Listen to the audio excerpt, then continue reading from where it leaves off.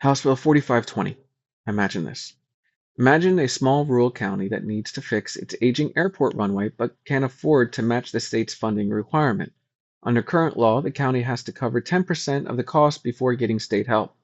With House Bill 4520, that local share drops to 5%, and the project finally moves forward.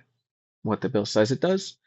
House Bill 4520 is designed to help rural and economically disadvantaged counties qualify for state grants and loans to repair or improve their airports by lowering the required local match from 10% to 5%. What it actually does? This change shifts more of the financial responsibility for airport projects from local taxpayers to the state.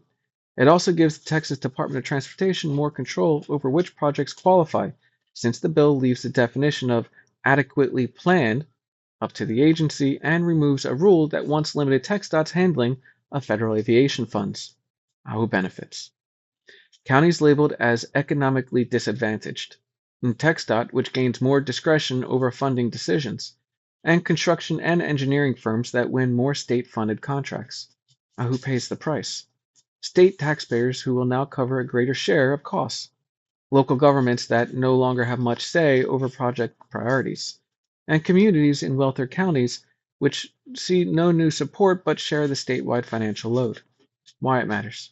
Lowering costs for struggling counties sounds fair, but it also reduces local accountability and increases state power over how aviation money is spent. Without clear standards or oversight, projects could be approved unevenly, leaving some communities with less voice over others with more political pull. Questions you can ask your lawmakers. How will TxDOT ensure fair and consistent approval for airport projects across all counties?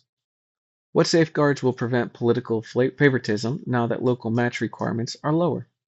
And will the legislature consider adding clear planning standards or independent audits for transparency?